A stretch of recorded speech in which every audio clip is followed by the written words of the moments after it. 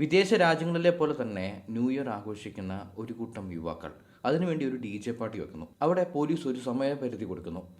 ആ സമയപരിധിക്കുള്ളിൽ അവർ DJ party നിർത്തിയില്ലെങ്കിൽ അവരുടെ ലാപ്ടോപ്പ് തല്ലിപ്പൊട്ടിക്കുന്നു. ഇത് ഏത് നാടാണ്? ഇത് കൊറിയല്ല.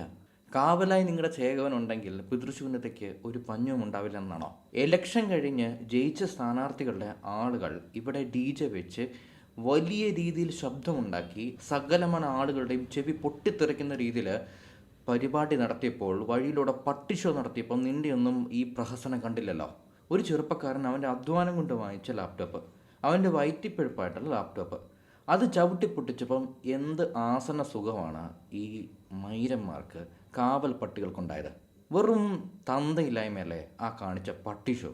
അതും ഒരു പുതിയ വർഷമായിട്ട് ഒരു ചെറുപ്പക്കാരൻ്റെ ജീവിതം തകർക്കാൻ വേണ്ടി അവൻ്റെ വരുമാന മാർഗമായ DJ പരിപാടി, അതായത് അവൻ്റെ DJ മെഷീൻ വരെ നശിപ്പിക്കാൻ വേണ്ടി ശ്രമിക്കുന്നു.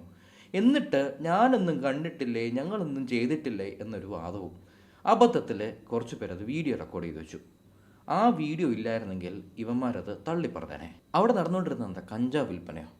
അതോ നിങ്ങളുടെയൊക്കെ തേർഡ് റേറ്റ് പോലീസുകാരും MLA മാരും നടത്തിക്കൊണ്ടിരുന്ന പെണ്ണുവാണിപ്പോൾ?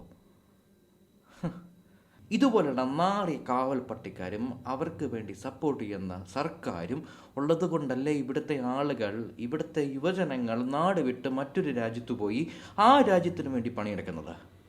ഈ രാജ്യത്ത് നിൽക്കേണ്ട ആളുകൾ, ഈ രാജ്യത്ത് എൻജോയ് ചെയ്യേണ്ട ആളുകൾ, ഈ രാജ്യത്ത് അവരുടെ കുടുംബം പോറ്റേണ്ട, സെറ്റിൽ ആവേണ്ട, സന്തോഷം ജീവിക്കേണ്ട ആളുകൾ എന്തുകൊണ്ട് രാജ്യം വിടുന്നു? എന്തുകൊണ്ട് ഇത്രയും സ്റ്റഡി എബ്രോഡ് ഏജൻസികൾ ഉണ്ടാവുന്നു? ഏത് നിയമത്തിൻ്റെ അടിസ്ഥാനത്തിലാണ് അയാളുടെ ലാപ്ടോപ്പ് നശിപ്പിച്ചത്? ഒരു ലാപ്ടോപ്പ് പുതിയത് വാങ്ങിച്ചു കൊടുത്താൽ തീരുമെന്നാണ് വിചാരിക്കുന്നത്? ഇത്രയും തന്തയില്ലാമ വേറൊരു രാജ്യത്തും, വേറൊരു സംസ്ഥാനത്തും, വേറൊരു ജില്ലയിലും, വേറൊരു സർക്കാർ സ്ഥാപനങ്ങളും നടക്കുന്നില്ല. കാവൽ പട്ടികളാണെന്ന് പറഞ്ഞിട്ടുള്ളൊരു കൂട്ടം, ജനമൈത്രി എന്ന പേരിലെ കുറേ മൈരന്മാരും.